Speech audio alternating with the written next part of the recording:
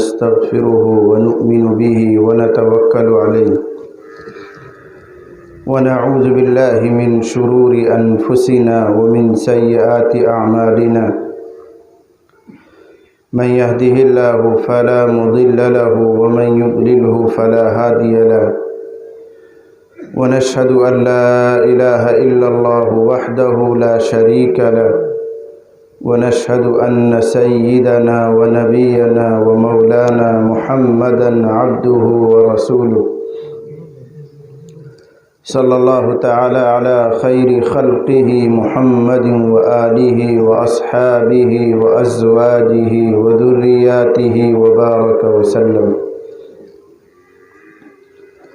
أعوذ بالله من الشيطان الرجيم. بسم الله الرحمن الرحيم. يا أيها الذين آمنوا كلوا من طيبات ما رزقناكم واشكروا لله إن كنتم إياه تعبدون. صدق الله العظيم. وقال النبي صلى الله عليه وسلم من أكل طيبا وعمل في سنة وأمن الناس بوائقه دخل الجنة او كما قال صلی اللہ علیہ وسلم. بزرگوں اور بھائیوں، پردہ نشین ہماری مائیں اور بہنیں، میں نے قرآن حکیم کی ایک آیت اور نبی کریم صلی اللہ علیہ وسلم کا ایک پاک ارشاد آپ کو پڑھ کر سنایا ہے. اسی کی روشنی میں اپنے لیے آپ کے لیے کچھ ضروری گزارشات عرض کر رہا ہوں. اللہ سے دعا ہے کہ اللہ تعالیٰ مجھے اور آپ کو ان باتوں پر عمل کرنے کی سعادت اور توفیق عطا فرمائے. اللہ تعالیٰ نے اس آیت کریمہ میں ہم اہل ایمان کو ایک عجیب سا حکم دیا ہے. ارشاد ہے یا ایھا الذین آمنوا کلوا من طیبات ما رزقناکم. اے ایمان والو، جو کچھ پاکیزہ چیزیں ہم نے تم کو دی ہیں ان میں سے کھاؤ پیو. واشکروا للہ، اور اللہ کا شکر ادا کرو. کھا پی کر پاکیزہ چیزیں استعمال کر کے اللہ کا شکر ادا کرو. ان کنتم ایاہ تعبدون، اگر تم اس کی عبادت کرتے ہو. یہ آیت کا ترجمہ کیا میں نے. اس آیت کریمہ میں اللہ تعالیٰ نے ایمان والوں کے ذہن میں جو ایک تنگی ہوتی ہے، سوچ کی غلطی ہوتی ہے، اس کی اصلاح فرمائی. یعنی اللہ تعالیٰ یہ فرمانا چاہ رہے ہیں کہ میرا بندہ بننے کے لیے، نیک اور دیندار بننے کے لیے، میرا ولی ہونے کے لیے کھانا پینا چھوڑنے کی ضرورت نہیں ہے.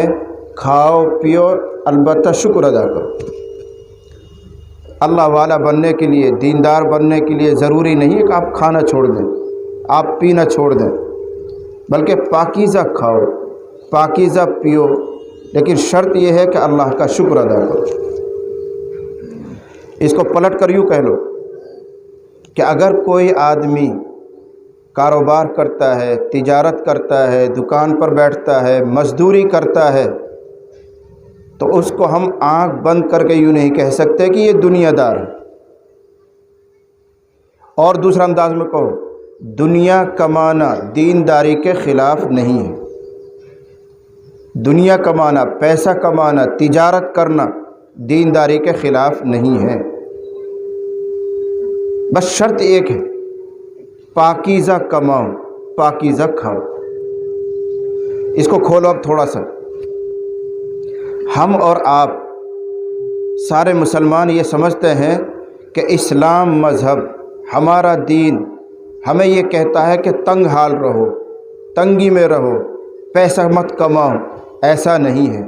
ہمارے دین میں، ہمارے مذہب میں، ہماری شریعت میں جس طرح نماز کی اہمیت ہے، روزوں کی اہمیت ہے، زکوٰۃ کی اہمیت ہے، حج کی اہمیت ہے، اسی طرح ہمارے دین میں حلال کمانے کی بھی اہمیت ہے۔ اس پر بھی ثواب ملتا ہے، اس پر بھی درجات بلند ہوتے ہیں۔ حلال کمائی کے لیے اگر آدمی دوڑ دھوپ کرتا ہے، کوشش کرتا ہے، اس سے بھی بندوں کے گناہ معاف ہوتے ہیں۔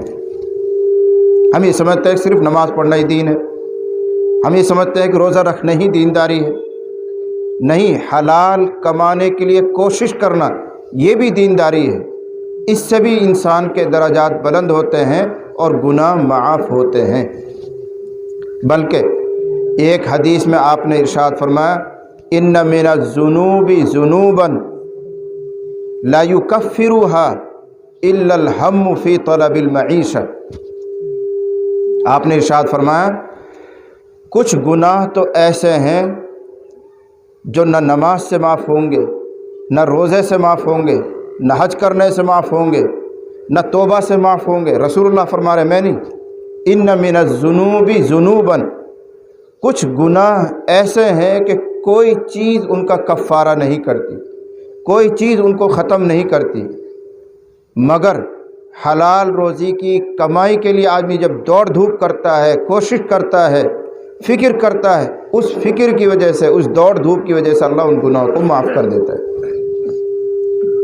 اتنا مقام بڑھایا گیا۔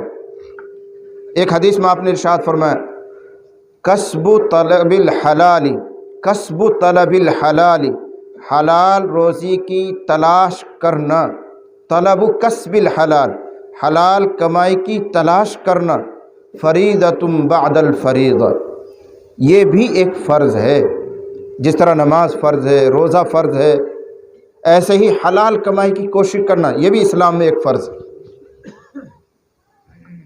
اسی لیے اللہ فرما رہے ہیں کلوا من طیبات ما رزقناکم، اے ایمان والو جو پاکیزہ چیزیں ہم نے تم کو دی ہیں ان میں سے کھاؤ پیو۔ کھانا پینا چھوڑ دینا بزرگی نہیں، ان کو استعمال کرو، دنیا کی چیزوں کو کماؤ، محنت کرو، واشکروا للہ، اللہ کا شکر ادا کرو۔ بلکہ دین کے بہت سے کام ایسے ہیں جو پیسے سے، تجارت سے اور دھن دولت سے ہی انجام دیا جا سکتے ہیں، بہت سے کام ایسے۔ حضرت عمر ابن عاص بڑے درجے کے صحابی ہیں، بہت اونچے درجے کے۔ نبی کریم صلی اللہ علیہ وسلم نے ان کو بلایا، جہاد کے لیے تشکیل ہو رہی تھی، کچھ لوگ تیار ہو گئے تھے، تو حضرت عمر ابن عاص کو آپ نے طلب کیا اور فرمایا عمر تم بھی جہاد میں چلے جاؤ، میں چاہتا ہوں کہ تمہاری غربت دور ہو جائے، تمہاری تنگی دور ہو جائے، تمہارا فاقہ ختم ہو جائے، تم بھی جہاد میں جاؤ۔ جہاد میں جانے سے کیسے ختم ہوگا؟ اس لیے کہ امید یہ ہے کہ اللہ تمہیں فتح دے گا، جیت ملے گی۔ جب فتح ملے گی تو فتح کے بدلے میں تمہیں مال بھی ملے گا، غنیمت جس کو کہتے ہیں، پھر وہ غنیمت کا مال مجاہدین میں بٹے گا، تجھے بھی کچھ مل جائے گا، یوں تیری غربت اور تنگی اور ترشی ختم ہو جائے گی۔ اس لیے میں چاہتا ہوں کہ تو بھی جہاد میں جا۔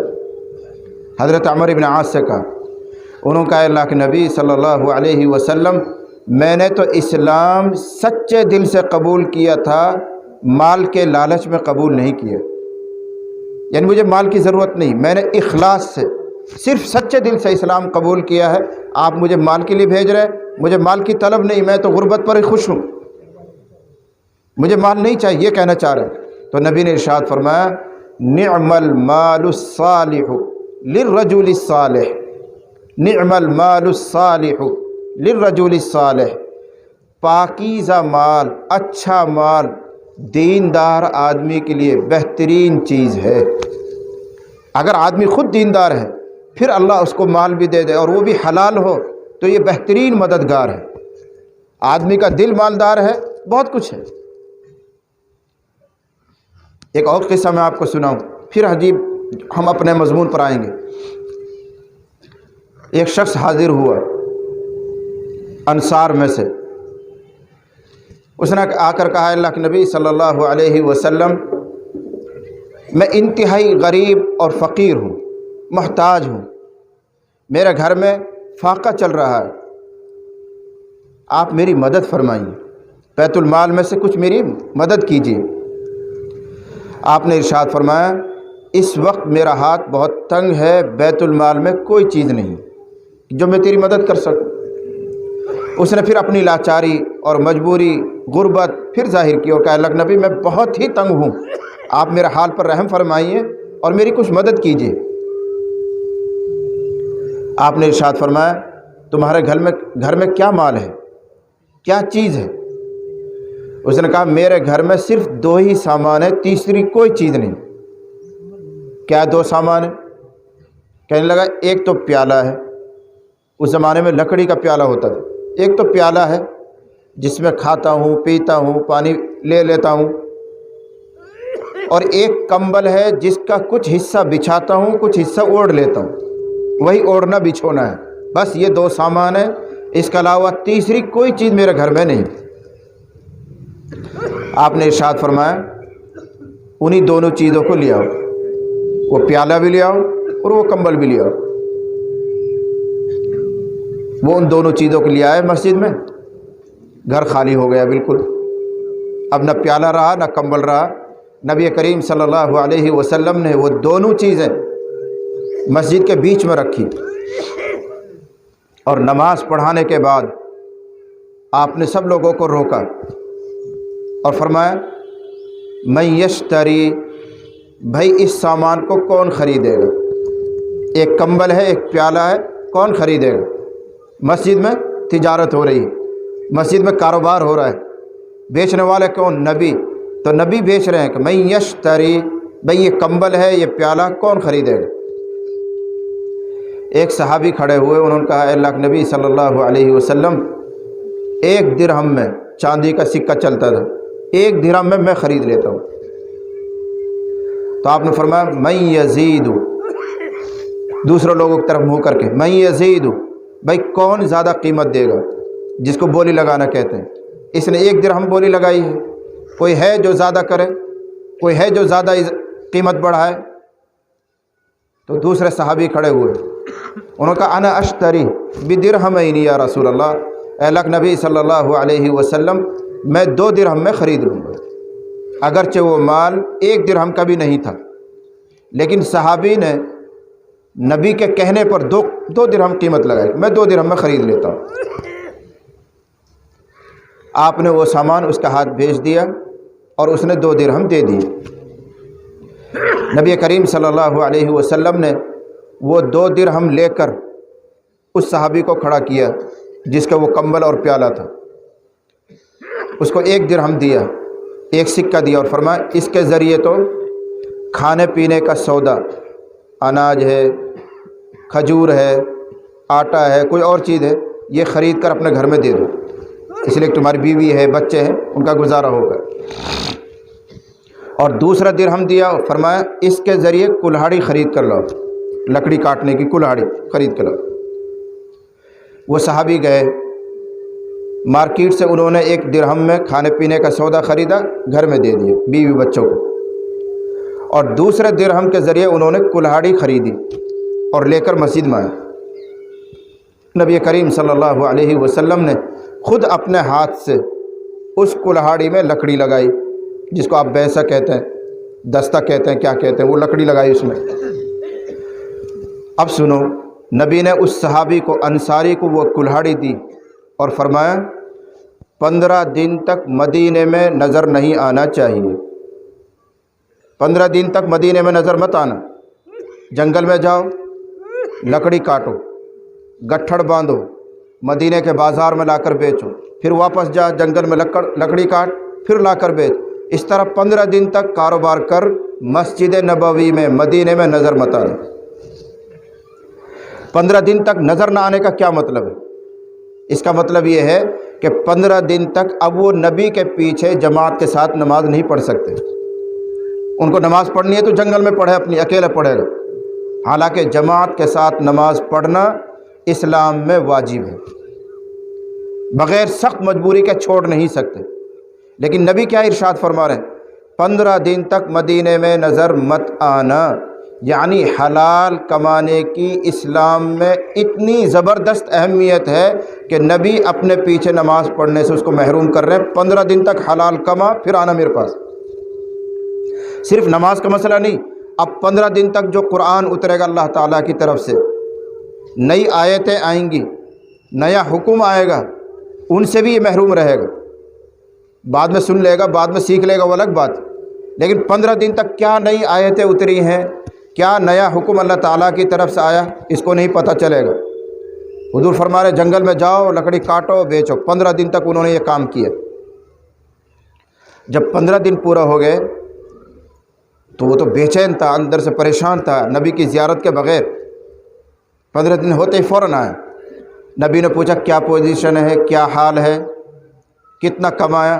کہنے لگا اللہ کے نبی صلی اللہ علیہ وسلم 10 درہم میں نے کما لیے۔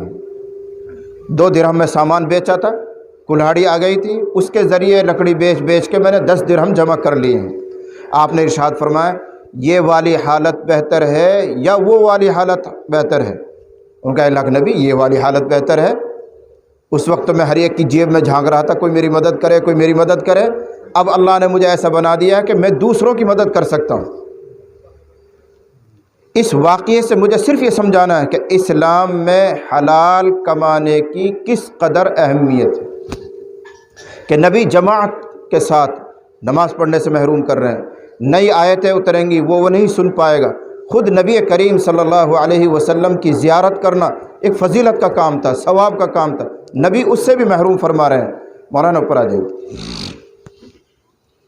اس سے اندازہ کریں آپ اسلام میں حلال روزی کمانے کی کس قدر اہمیت ہے۔ بس شرط یہ ہے کہ وہ پاکیزہ ہو، حلال ہو، حرام نہ ہو۔ ایک اور حدیث میں آپ کو سناؤں جس سے اندازہ کریں آپ۔ نبی کریم صلی اللہ علیہ وسلم نے ارشاد فرمایا من طلب الدنیا حلالا، من طلب الدنیا حلالا، جس بندے نے دنیا کمائی اس شرط کے ساتھ کہ وہ حلال ہے، یہ قید لگی، کیوں کما رہا ہے، اس کا مقصد بیان کیے، سعیا علی اہلہ، اپنے گھر والوں کا گزارا کرانے کے لیے، کھانے کو چاہیے، پینے کو چاہیے، پہننے کو چاہیے، اوڑھنے کو چاہیے، گھر والوں کی ضرورت پوری کرانے کے لیے۔ نمبر 2 تعطفا علی جارہ، اپنے اڑوس پڑوس کا خیال کرنے کے لیے، کوئی محتاج ہو، کوئی ضرورت مند ہو تو اس کی ضرورت پوری کروں، کوئی بیمار ہے تو اس کا علاج کروا دوں، کوئی تنگ دست ہے تو اس کی مدد کر دوں، اس لیے کما رہا ہے۔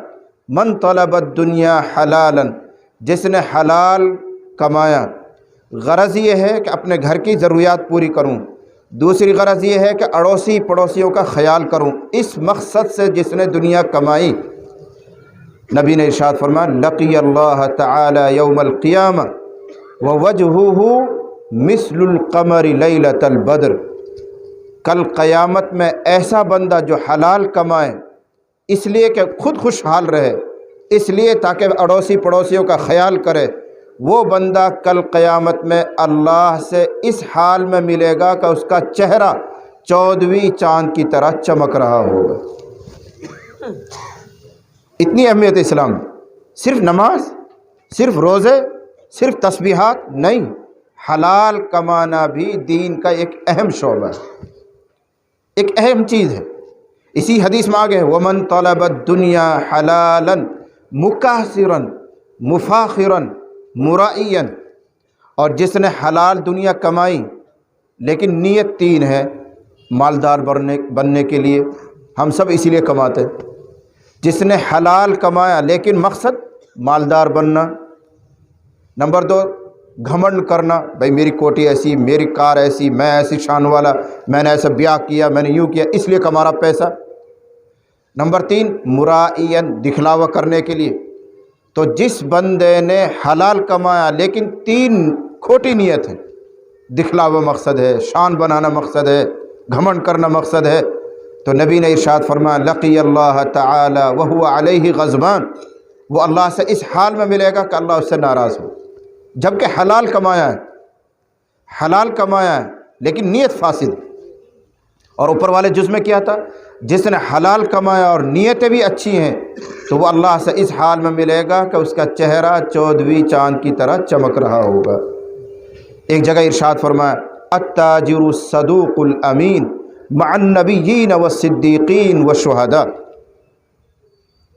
فرمایا وہ کاروباری جو سچ بولتا ہو، امانت کے ساتھ معاملہ کرتا ہو، دغا نہ کرے، دھوکہ نہ دے، کوئی عیب ہے اس کو چھپائے نہیں بلکہ جو عیب ہے سامان میں اس کو ظاہر کر دے، ٹٹلو نہ کاٹے، یوں کہہ لیجیے ہماری میواتی زبان میں۔ التاجر الصدوق، وہ تجارت کرنے والا جو سچائی اختیار کرے، جھوٹ نہ بولے، اپنے سامان کے عیب کو نہ چھپائے، واضح کر دے، اس طرح تجارت کرنے والا کل قیامت میں نبیوں کے ساتھ، صدیقین کے ساتھ، شہداء کے ساتھ ہوگا۔ ہم یہ سمجھتے ہیں جو تہجد گزار ہوگا، جو اوابین پڑھنے والا ہوگا، جو تسبیحات کا اہتمام کرے گا، وہی اونچے مقام پر پہنچے گا، بے شک، لیکن حلال کمانا بھی اسلام میں دین کا ہی کام ہے۔ صحابہ کرام نے ایک نوجوان کو دیکھا، اچھی صحت مند، خوبصورت، طاقتور آدمی تھا، لیکن وہ کاروبار میں لگا رہتا تھا، بہت زیادہ مسجد کی حاضری نہیں تھی۔ جو علم کے حلقے لگتے تھے قرآن سیکھنے کے لیے، سورتیں سیکھنے کے لیے، ان میں بھی اس کی بہت زیادہ حاضری نہیں، تھوڑا بہت بیٹھ لیا، باقی پورے دن حلال کماتا تھا، کاروبار میں لگا رہتا تھا، باغ میں خدمت کرتا تھا۔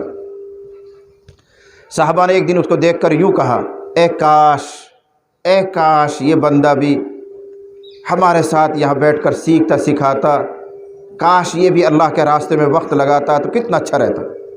اس کو دیکھ کر یوں کہا تو نبی نے سن کر فرمایا، خبردار ایسا نہ کہو، اگر وہ حلال کما رہا ہے تاکہ اپنے ماں باپ کی خدمت کرے، وہ حلال کما رہا ہے تاکہ اپنے اہل و عیال کو، اپنے بچوں کو حلال کھلائے، تو وہ بھی اللہ کے راستے میں ہے، وہ بھی اللہ کے راستے میں ہے۔ اسی کو اللہ ارشاد فرما رہے ہیں، یا ایھا الذین آمنوا کلوا من طیبات ما رزقناکم، اے ایمان والو جو پاکیزہ چیزیں ہم نے تم کو دی ہیں ان کو کھاؤ، لیکن کھائیں گے جب کمائیں گے، تو کھانے سے پہلے کمانے کا نمبر ہے، اس لیے میں نے یہ باتیں آپ کو تمہیداً سنائی۔ اب آؤ اصل حکم پر، اللہ کیا کہہ رہا ہے؟ حلال کھاؤ، حرام نہیں۔ کیوں؟ اگر حرام کھاؤ گے تو تمہاری ساری محنت، تمہاری ساری دینداری سب بیکار ہو جائے گی، نہ تمہاری تہجد قبول، نہ تمہاری تلاوت قبول، نہ تمہارا اعتکاف قبول، نہ تمہارے گشت قبول، نہ تمہارے چلے اور 4 مہینے قبول، نہ تمہارے ذکر و اذکار قبول، کوئی چیز اللہ کی بارگاہ میں قبول نہیں ہے اگر تمہاری روزی میں کوئی چیز حرام کی ہے۔ اس لیے اللہ نے حکم دیا حلال کھایا کرو، اور پھر فرمایا شکر کرنا۔ اگر تم بندے ہو، اگر بندگی کرنا چاہتے ہو، عبادت کرنا چاہتے ہو اور اللہ کے یہاں مقبول بننا چاہتے ہو، تو اللہ کا حکم یہ ہے کہ حلال کھاؤ، حرام سے بچو۔ حدیث شریف میں آتا ہے، نبی نے ارشاد فرمایا، من اشتری ثوبا بعشرۃ دراہم،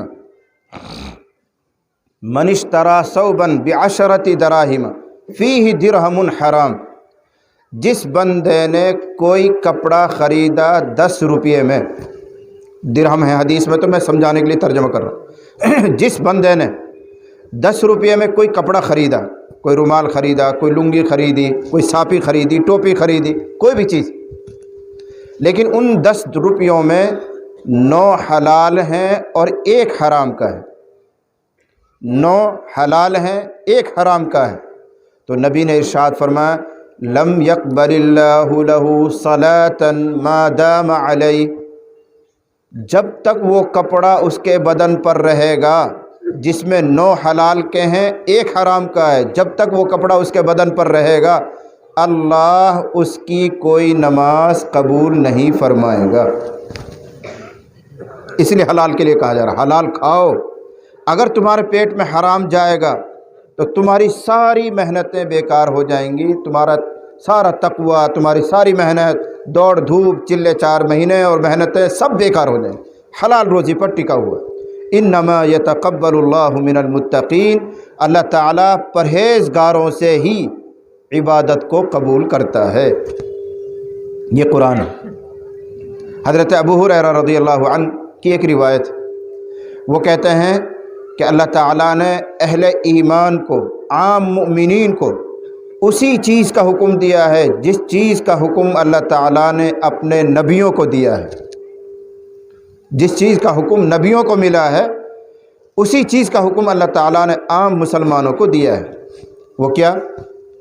حضرت ابو ہریرہ نے پھر دونوں حکم سنائے قرآن سے، کہنے لگے دیکھو اللہ فرماتا ہے یا ایھا الرسل کلوا من الطیبات واعملوا صالحا، اے ایمان والو، نہیں، یا ایھا الرسل، اے پیغمبرو، اے رسولو، اے نبیو، اللہ کے جو منتخب ہوتے ہیں جن پر جبرائیل اترتے ہیں، اللہ کا پیغام ان پر آتا ہے براہ راست، ان کے ہاتھ سے معجزات ظاہر ہوتے ہیں، ان کو اللہ خطاب کر رہا ہے یا ایھا الرسل، اے رسولو، اے پیغمبرو، کلو، پاکیزہ چیزیں کھایا کرو، وعملوا صالحا، اور نیک عمل کرو۔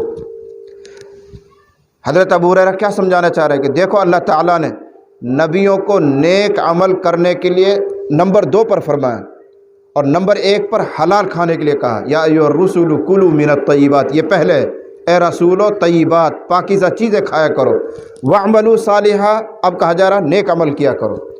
کیا فرق ہے؟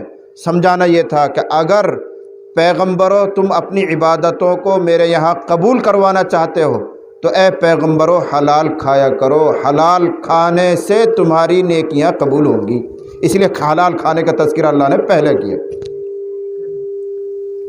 حالانکہ نبیوں سے، رسولوں سے یہ بالکل توقع اور امید نہیں ہے کہ خدا نہ خواستہ وہ کوئی حرام کھائیں گے، یہ حرام کمائیں گے، بلکہ اللہ نے تو ان کے معدے کو، ان کے پیٹ کو ایسا معیار بنایا تھا کہ اگر انجانے میں بھی کوئی چیز منہ میں چلی جائے تو فوراً ان کا معدہ قے کر دیتا ہے، فوراً ان کا معدہ نکال دیتا ہے، اسی ان کا معدہ حرام کو قبول ہی نہیں کرتا، ناپاک کو قبول ہی نہیں کرتا، ایسا بنایا اللہ تعالیٰ نے ان کا معدے کو۔ لیکن پھر بھی اللہ حکم دے رہا ہے اے رسولو پاکیزہ کھایا کرو اور نیک عمل کرو، اس لیے کہ نیک عمل تمہارے قبول ہی جب ہوں گے جب پاکیزہ خوراک بنے گی۔ ان کو سنا کر اللہ اصل میں ہمیں سنا رہا ہے کہ جب رسولوں کی محنتیں بغیر حلال کے قبول نہیں ہو سکتی تو عام لوگوں کی محنتیں کیسے قبول ہو جائیں گی۔ حضرت ابو ہریرہ نے یہ سنا کر اب سنایا کہ یہی حکم اللہ تعالیٰ عام مؤمنوں کو دیتا ہے یا ایھا الذین آمنوا کلوا من طیبات ما رزقناکم، یہی والی آیت جو میں نے خطبے میں پڑھی، اے ایمان والو جو کچھ میں نے تم کو دیا ہے اس میں سے پاکیزہ کھایا کرو اور اللہ کا شکر ادا کیا کرو۔ تو جو رسولوں کو آرڈر ملا وہی عام مومنین کو ملا، ان کو بھی یہی حکم ہے کہ حلال کھاؤ، عام مومنوں کو بھی یہی حکم ہے حلال کھاؤ، اس حلال کھانے پر ہی ہماری عبادتیں قبول ہوں گی۔ اسی حدیث میں پھر حضرت ابو ہریرہ نے نبی کی ایک حدیث سنائی، ارشاد فرمایا نبی نے کہ ایک آدمی ہے جو لمبے سفر پر نکلتا ہے، جیسے ہمارے 4 مہینے کے لیے جاتے ہیں ساتھی، سال کے لیے نکلتے ہیں، ایک لمبے سفر پر جا رہا ہے۔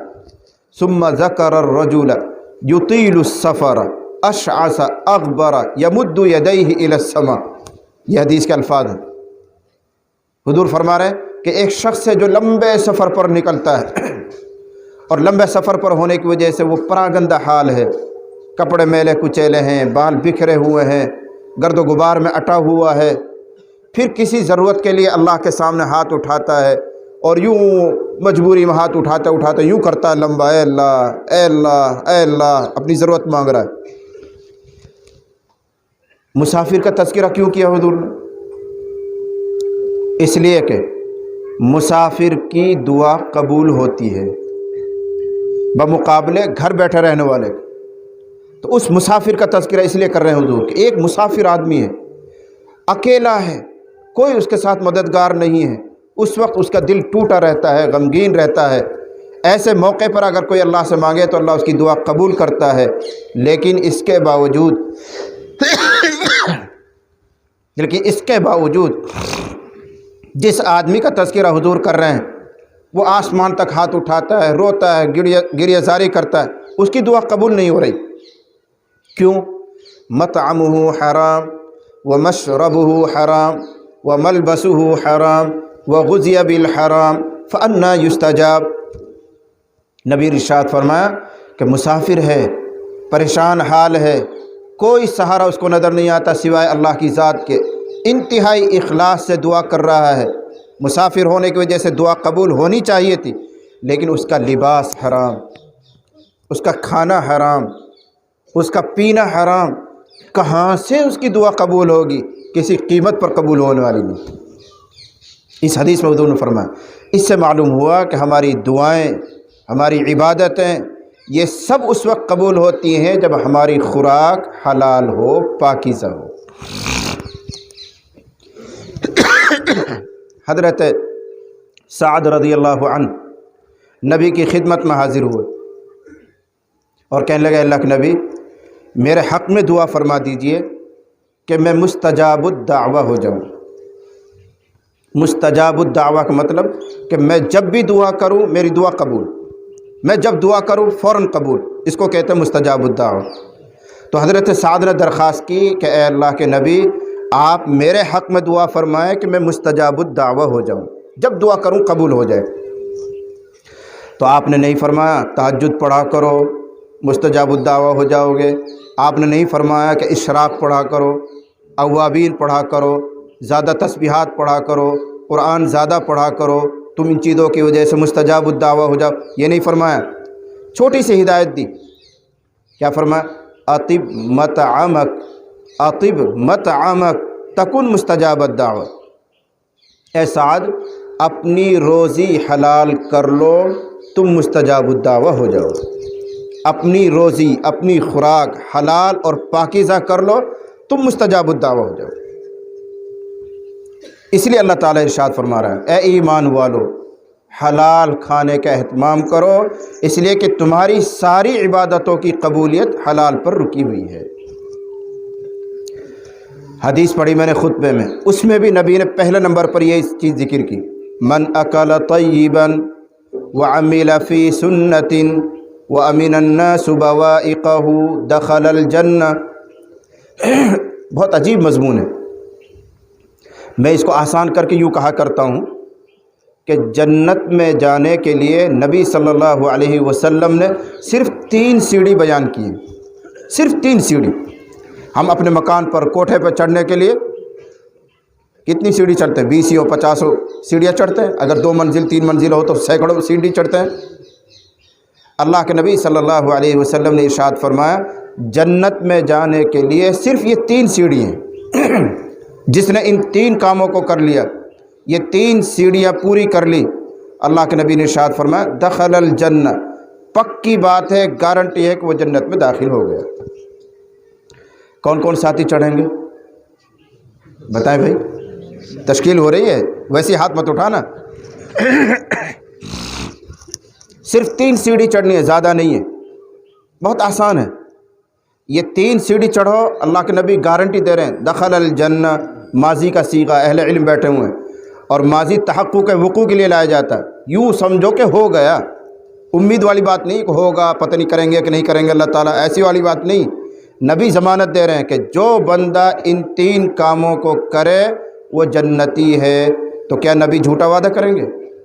نبی جو بات کہیں گے وہ پوری نہیں ہوگی، یقیناً پوری ہوگی، سچا وعدہ ہے۔ 3 کام ہیں بس، کیا ہیں؟ نمبر 1 من اکل طیبا، جس نے حلال کھایا، یہ پہلی سیڑھی ہے۔ قرآن بھی وہی کہہ رہا ہے، حدیث بھی یہ کہہ رہی ہے، حلال کھانے کا اہتمام کرو۔ مجھے بہت صفائی کے ساتھ یہ بات کہنی پڑتی ہے اور ہر جگہ کہتا ہوں کہ میں اور آپ پوری مسلمان، خصوصاً ہمارے علاقے میوات کے مسلمان اس پہلی سیڑھی پر ہی پھسل جاتے ہیں، اس پہلی سیڑھی سے ہی گر جاتے ہیں۔ ہمارے یہاں مسلمانوں کی یہاں، مجھے معاف کرنا، بلا مبالغہ، اللہ جھوٹ سے محفوظ رکھے، بلا مبالغہ 99% لوگوں کی روزیاں حرام ہیں، 99%۔ اور اگر میں اس کو 99.5 کر دوں، 100 کر دوں تو بھی جھوٹا نہیں۔ 100 آدمی کھڑا کرو، ان میں سے ایک بھی نہیں بچے گا جس کی روزی حلال ہو، 99%، 99.5% سب کی حرام ہے۔ مولوی صاحب بہت بڑی بات کہہ رہا ہوں، ہاں سوچ سمجھ کے کہہ رہا ہوں، میں کوئی پاگل نہیں ہوں، سمجھ کے ہی کہہ رہا ہوں، تمہارے علاقے کا ہی ہوں، کہیں باہر کا نہیں ہوں، اپنے حالات سے واقف ہوں، اس لیے کہہ رہا ہوں۔ زیادہ سے زیادہ تم یہ کہو گے کہ ہم تو مزدوری کرتے ہیں، اپنی زمیندارہ خود کرتے ہیں، ہماری روزی کیوں حرام ہو گئی؟ یہی کہو گے۔ لیکن میں پیچھے سے لے کر چلوں، کیا چیزیں حرام ہیں، کن چیزوں سے ہماری روزی حرام ہوتی ہے؟ اگر اس کو لے کر چلوں گا تو بہت دیر لگے گی، چند چیزیں مختصراً سناؤں اور پھر خود اپنا حساب خود کرنا۔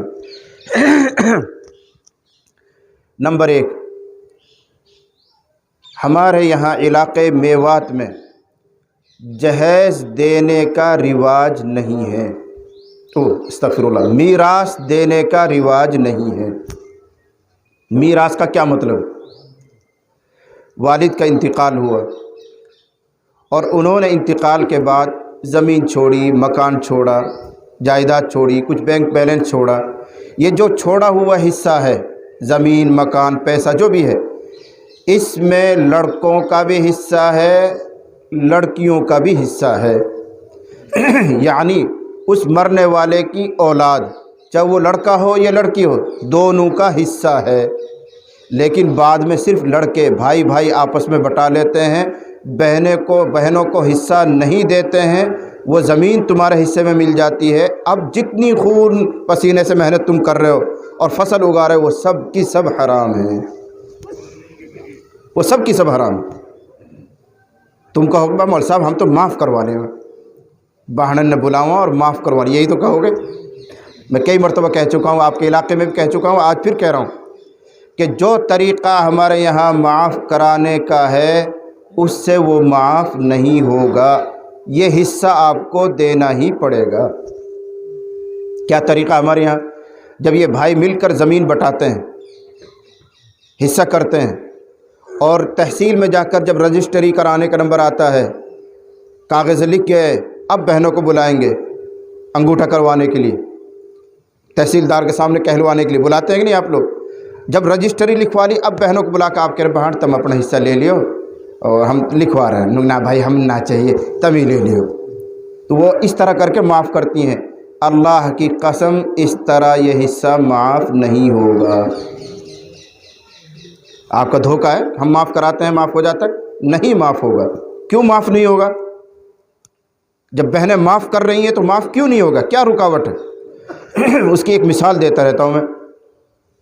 کسی آدمی نے آپ سے قرضہ لیا، سادہ سی مثال ہے، کسی آدمی نے آپ سے قرضہ لیا، اب اس سے ادائیگی نہیں ہو رہی، وہ بہت غریب ہے، فقیر ہے، بیچارہ محتاج ہے۔ اس نے ایک چالاکی کی، چائے پلانے کے بہانے سے آپ کو اپنے گھر بلایا، یار آ جاؤ چائے پی لیے۔ آپ پہنچ گئے، چائے وائے تو رکھی کہ نہیں رکھی، اندر گیا اور ایک پستول لا کر تمہارے ماتھے پر رکھ دی اور کہنے لگا میں نے تو 10,000 روپے لے رہا کہ معاف کر، اور لو بھائی جان بخش دے، میں معاف کر دی بھائی، معاف کر دو۔ تو معاف ہو جائے گا کیا؟ کیوں نہیں ہوگا؟ اس کے دماغ پہ پستول تو رکھی ہوئی ہے، دباؤ میں، ڈر کی وجہ سے وہ معاف کر رہا ہے، اس لیے معاف نہیں ہوگا۔ بالکل اسی طرح ان بہنوں کے دماغ پر بھی ایک پستول رکھی ہوئی ہے، اس دباؤ میں وہ معاف کرتی ہیں، اس لیے معاف نہیں ہوگا۔ کیا پستول ہے؟ کہ اگر میں نے اپنا حصہ لے لیا تو میرا پیہر بگڑ جائے گا، بھائی بھاوج ناراض ہو جائیں گے، میرا آنا جانا ختم ہو جائے گا، اس لالچ میں، دباؤ میں آ کر وہ معاف کرتی ہیں، اس لیے شرعاً ان کا یہ حصہ معاف نہیں ہوگا۔ چونکہ یہاں رواج بن چکا ہے، اس رواج کی وجہ سے وہ مجبور ہے، نہیں لے سکتی اپنا حصہ، اور اگر لیتی ہیں تو ان کو برا سمجھا جاتا ہے، اور خود ان کا دل یہ کہتا ہے کہ میرے آنا جانا اور میرا پیہر ختم ہو جائے گا۔ اس دباؤ میں اگر وہ معاف کرتی ہیں اور اسی وجہ سے معاف کرتی ہیں، اللہ کی قسم وہ حصہ معاف نہیں ہوگا۔ اب وہ نسلاً در نسل وہ منتقل ہوتی رہے گی، زمین سب حرام ہے، ساری آمدنی آپ کے حرام ہے۔ اب اسی آمدنی سے آپ امام صاحب کو تنخواہ دے رہے ہیں، اسی اناج سے آپ جماعت کو کھلا رہے ہیں، اسی سے آپ جلسہ جلوس کر رہے ہیں، سارا روزی کا اثر وہیں جاتا ہے، کچھ فائدہ نظر نہیں آتا۔ ایک دن سے دین کو کام چل رہا، آپ پر کہا جل کا کچھ ہو ہی نہ رہا، ہوگا کہاں سے جب حرام کھا رہے ہیں اور حرام کھلا رہے ہیں؟ اس لیے اس فرض کو سمجھو، اگر ہر طرح سے آپ حلال کما بھی رہے ہیں تو یہاں آ کر ہماری روزی حرام ہو جاتی ہے۔ اور اگر بات کروں میں اولیس کی، ٹٹلو کی، فلاں کی، اس کو تو آپ مجھ سے زیادہ جانتے ہیں، اس کی طرف تو کہنے کی ضرورت ہی نہیں ہے۔ یہ تو ان لوگوں کا حال سنا رہا ہوں جو اپنا آپ کو دیندار سمجھتے ہیں اور وہ یہ دعویٰ کرتے ہیں کہ ہماری روزی حلال ہے۔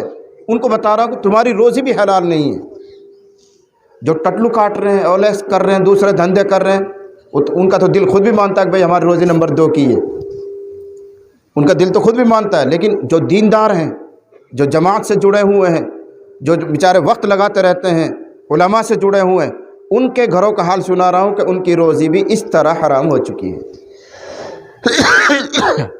اور میوات میں ایک اور گناہ ہو رہا ہے، جب الیکشن کا نمبر آتا ہے تو پورا گاؤں، تمام ووٹر پیسہ لے کر ووٹ دیتے ہیں۔ یہ پیسہ لینا حرام ہے۔ ہو رہا ہے کہ نہیں کام؟ ورنہ تو سرپنچوں کو اتنا پیسہ کیوں خرچ ہو رہا ہے؟ کہاں جا رہا ہے وہ؟ ووٹ دینے کے لیے کھانا، ہوٹلوں پہ کھانا، یہ بھی حرام۔ پیسہ لے کر ووٹ دینا، یہ بھی حرام۔ پورے میوات میں جرم ہو رہا ہے۔ کوئی کہتا ہے کہ نہیں کہتا آپ سے، لیکن میں کہہ کر جا رہا ہوں۔ آپ کی حج کسی کام کی نہیں، آپ کی تلاوت کسی کام کی نہیں، آپ کی دینداری کسی کام کی نہیں، اگر آپ کے پیٹ میں حرام لقمہ جا رہا ہے۔ اور یہ حرام لقمہ جانے کی صورتیں ہیں۔ آپ نے نہیں لیا، آپ کے بیٹے نے پیسے لے لیے، آپ کے والد نے پیسے لے لیے، آپ کے دادا نے پیسے لے لیے ووٹ کے، گھر میں شامل ہو گیا، پوری روزی پر حرام کا اثر ہو گیا۔ اور اللہ کے نبی کیا ارشاد فرما رہے ہیں کہ اگر جنت میں جانا ہو تو پہلی سیڑھی حلال کھانے کا اہتمام۔ یہ پہلی سیڑھی ہے، ابھی 2 اور رہ رہی ہیں۔ تو یہ پہلی سیڑھی پر بھی اتنی کیچڑ ہے کہ ہم پھسل جاتے ہیں، اتنی اس پر گاد ہے، اتنی چکناہٹ ہے، پاؤں ہمارا پھسل جاتا ہے۔ اس لیے اس کو نمبر کو تو یہی روکتے ہیں ہم کہ پہلا نمبر یہ ہے کہ تمام ساتھی حلال کھانے کا اہتمام کریں، اور حلال اسی وقت بنے گا جب ہم اپنی زمینوں میں سے بہنوں کا حصہ دے دیں۔ ووٹ کے موقع پر ووٹ کا پیسہ وصول نہ کریں۔ نمبر 3، جہیز کا لینا اور دینا، یہ بھی قطعاً حرام ہے۔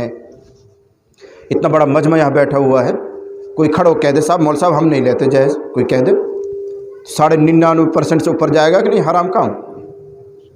میں کہہ رہا ہوں تاکہ مجھے تسلی تو ہو جائے۔ اس لائن میں خود بھی، یعنی میری برادری، یعنی ملا جی، تبلیغی، غیر تبلیغی، مدرسے والے، غیر مدرسے والے، سب گندے تالاب میں نہائے ہوئے ہیں، سب کھل کر جہیز لے رہے ہیں۔ اللہ کی قسم حرام ہے، کوئی کہے یا نہ کہے، میں کہہ کے جا رہا ہوں، حرام ہے۔ جہیز لینا بھی حرام، دینا بھی حرام۔ اور اس بارے میں یہ کوئی دلیل نہیں کہ بھائی فلاں مول صاحب نے بھی تو لے رکھو ہے، اب فلاں مدرسہ والا بھی کون سے پیچھے ہیں، اب وہ نے بھی تو لے رکھے، جن گھڑی سارے چلے لگا رکھے۔ کسی کا عمل ہمارے لیے دلیل نہیں، ہمارے لیے دلیل ہے رسول اللہ صلی اللہ علیہ وسلم کی سیرت، صحابہ کا عمل، ہمارے لیے دلیل ہے قرآن، ہمارے لیے دلیل ہے حدیث رسول۔ کسی کا کوئی عمل دلیل نہیں۔ گوبر ہے، اگر اس کو چاندی کے ورق میں لپیٹ کر آپ کو دیا جائے تو کوئی افلاطون تھوڑی بنے گا، گوبر تو گوبر ہی رہے گا۔ اس لیے ان چیزوں کو چھوڑو۔ اگر پاکیزہ روزی چاہتے ہو اور چاہتے ہو کہ تمہاری محنتیں اور عبادتیں، ریاضتیں، کوششیں قبول ہوں اللہ کی بارگاہ میں، تو حلال روزی کا اہتمام کرو، اور ان تمام جو صورتیں میں نے گنوائی ہیں ان سے اپنا آپ کو بچاؤ۔ دوسری سیڑھی، وَعَمِلَ فِي سُنَّةٍ، وَعَمِلَ فِي سُنَّةٍ، پہلی سیڑھی ہے حلال روزی کا اہتمام۔ نمبر 2، جو کچھ بھی عمل کرو سنت کے مطابق کرو۔ نبی نے ارشاد فرمایا جنت میں جانے کی یہ دوسری سیڑھی، پہلا قدم رکھا حلال کھانا۔ نمبر 2، جو کچھ بھی نیکی کا کام کر رہے ہو، نماز، روزہ، زکوٰۃ، حج، ایسے ہی شادی بیاہ، لینا دینا، کمانا، جو کچھ بھی کرو سنت کے مطابق کرو۔ یہ نمبر 2 کی سیڑھی ہے جنت میں جانے کے لیے۔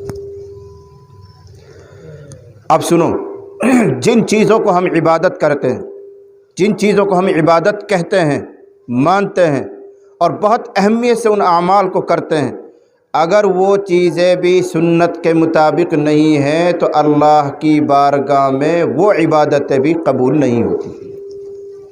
جیسے نماز، روزہ، نکاح، جس کو ہم شادی کہتے ہیں، نکاح، یہ خالص عبادتیں ہیں۔ اگر یہ بھی سنت سے ذرا سی ہٹ جائیں تو اللہ کے یہاں یہ عبادتیں بھی قبول نہیں ہوتی۔ متفق علیہ روایت، یعنی بخاری مسلم کی روایت میں ایک واقعہ آتا ہے، وہ سناؤں میں آپ کو۔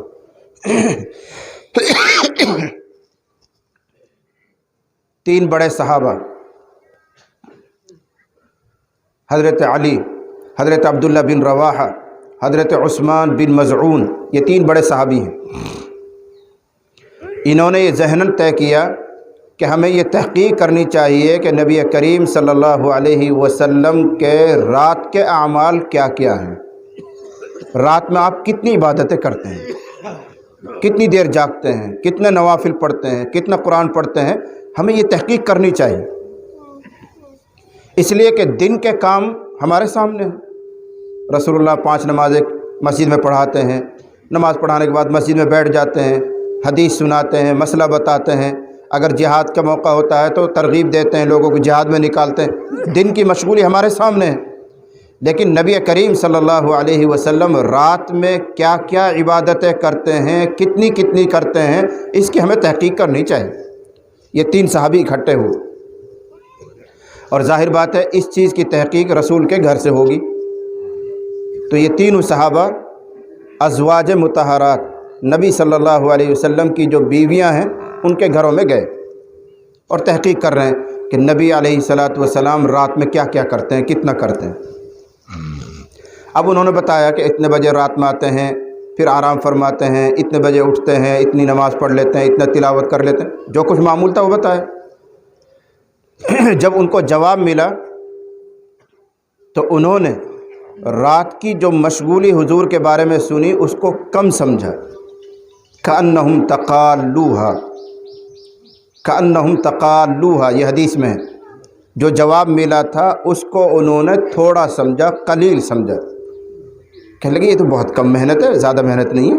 حضور صبح اٹھتے ہیں 8 رکعت پڑھ لیتے ہیں، وتر سمیت 11 پڑھ لیتے ہیں، زیادہ تہجد بھی نہیں پڑھ رہے ہیں، پاؤ آدھا پارہ، 1 پارہ، 2 پارہ تلاوت کر لیتے ہیں، پھر دوبارہ سو جاتے ہیں، یہ جواب ملا تھا۔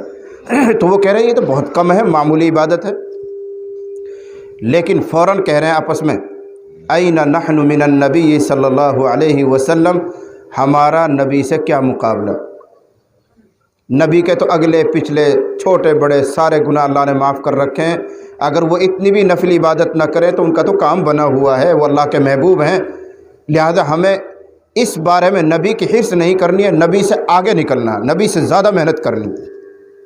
ان کا معاملہ الگ ہے صاحب، ان کے تو اگلے پچھلے گناہ اللہ نے معاف کر رکھے ہیں۔ یہ تینوں صحابی کہہ رہے ہیں کیا کرنا، اب ہر ایک اپنا اپنا ارادہ ظاہر کر رہا ہے۔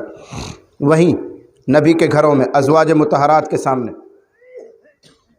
چنانچہ ایک کہنے لگے، اما انا فاصلی اللیل ابدا ولا ارقد، ایک صحابی نے کہا میں زندگی بھر جتنی راتیں آئیں گی اب پوری رات جاگا کروں گا اور نماز پڑھا کروں گا، بالکل بھی نہیں سوؤں گا 1 منٹ کے لیے بھی۔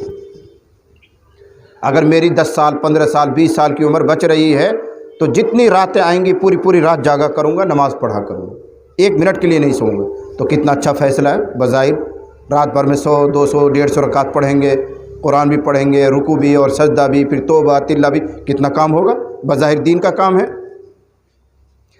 دوسرے نے کہا اما انا فاصوم النہار ولا افطر، میں زندگی میں جتنے دن آئیں گے اب تمام دنوں میں روزہ رکھوں گا، کبھی بے روزہ نہیں رہوں گا۔ اب چاہے 1000 دن آ جائیں، 1500 دن آئے، میری زندگی جب تک ہے تمام دنوں میں روزہ رکھوں گا، کبھی افطار نہیں کروں گا، بے روزہ نہیں رہوں گا۔ اور حضرت عثمان بن مظعون رضی اللہ عنہ نے یوں کہا، اما انا فلا اتزوج ابدا، اور بھائی میں تو کبھی شادی نہیں کروں گا، نکاح ہی نہیں کروں گا۔ سارا جھمیلا ساری مصیبتیں تو نکاح کے بعد پیدا ہوتی ہیں، شادی ہو گئی اب بیوی کے لیے مکان بھی چاہیے، کھانے پینے کے لیے چاہیے، کپڑے بھی چاہیے، پھر بچے پیدا ہو جائیں گے ان کے لیے خرچہ چاہیے، تو میں فارغ ہی رہوں گا تاکہ مجھے زیادہ کمانا ومانا نہ پڑے، اور ہر وقت اللہ اللہ کرتا رہوں گا۔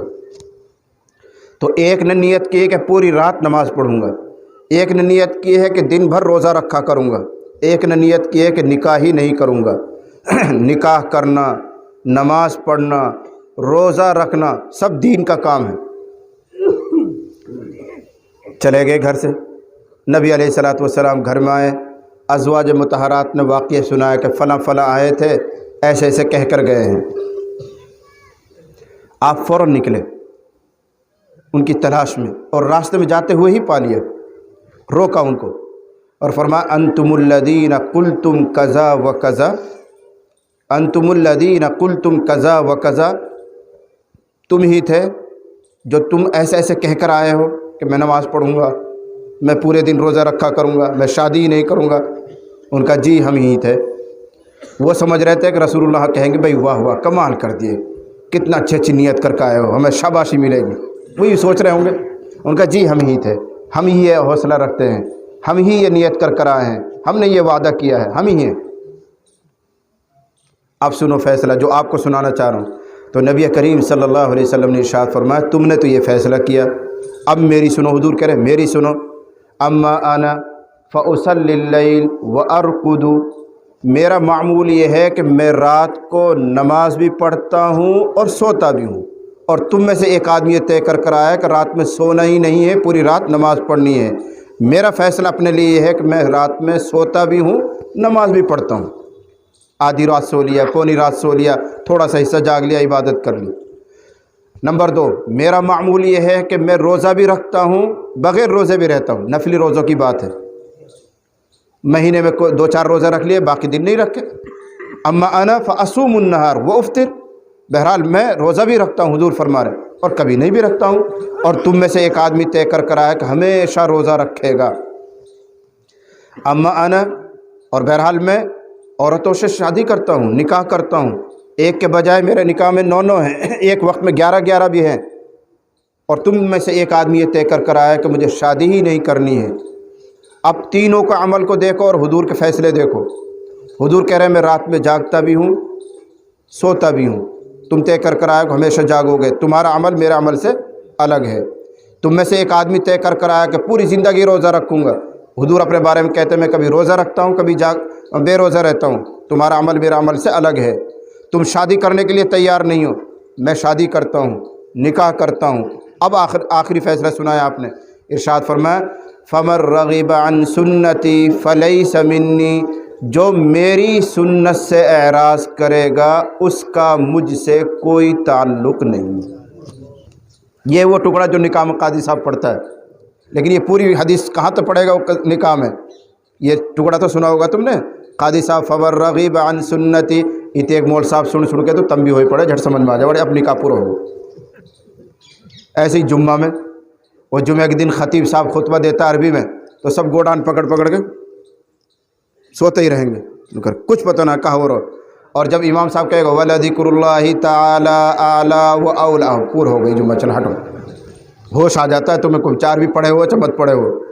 ایسے ہی یہاں قاضی صاحب جب کہتا ہے فمن رغب عن سنتی فلیس منی، یہ والی حدیث اس لمبے واقعے کے بعد ہے۔ نبی فرما رہے ہیں کہ جو بندہ میری سنت سے اعراض کرے گا، جو میری سنت سے ذرا سا ہٹے گا اپنے من میں، چاہے وہ دین کا کام کر رہا ہو، اس کا مجھ سے کوئی تعلق نہیں۔ نماز پڑھو تو سنت کے مطابق، نکاح کرو، شادی بیاہ کرو سنت کے مطابق، روزہ رکھو سنت کے مطابق، حج کرو سنت کے مطابق، تلاوت کرو سنت کے مطابق، جو کچھ بھی دین کا کام کرنا ہے سنت کے مطابق ہونی چاہیے، ورنہ اللہ کی بارگاہ میں تمہاری یہ عبادتیں، تمہاری یہ دینداریاں قبول نہیں۔ یہ دوسری سیڑھی۔ بلکہ علماء یوں کہتے ہیں کہ جو ہمارے اپنے کام ہیں، جو ہماری مجبوریاں ہیں، جو ہماری عادتیں ہیں، جن کے بغیر ہمارا کام نہیں، ہم مر جائیں اگر ان کو نہ کریں دنیاوی اعتبار سے، اگر ان کو بھی تم سنت کے مطابق کرو گے تو اللہ اس کو بھی دین بنا کر قبول فرما لیتا ہے۔ مثلا کھانا پینا یہ ہماری مجبوری ہے، نہیں کھائیں گے تو مریں گے۔ استنجا کرنا، پیشاب کرنا، پاخانہ کرنا یہ ہماری مجبوری ہے، نہیں کریں گے تو ہم مجبور ہیں، مریں گے ہم۔ اگر کوئی آدمی کھانا پینا اور استنجا کرنا اس کو بھی سنت کے مطابق کرے تو اللہ اس پر بھی اجر اور ثواب دیتا ہے۔ جس طرح نماز روزہ اگر سنت سے ہٹ جائیں کوئی ثواب نہیں، یہ ہماری مجبوری اگر سنت کے مطابق ہو جائیں تو ان پر بھی ثواب مل جاتا ہے۔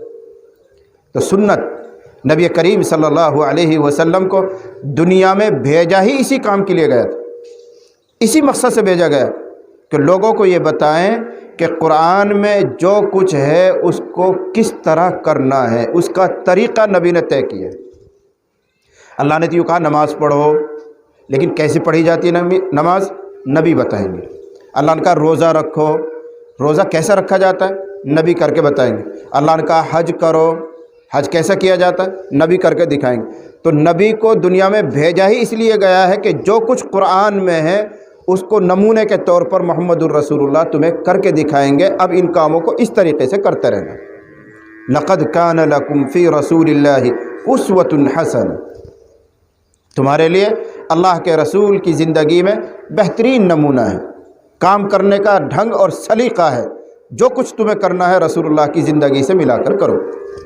तुम्हारा ज़ाहिर, तुम्हारा बातिन, तुम्हारे अमल, ये सब रसूलुल्लाह से मिलना चाहिए।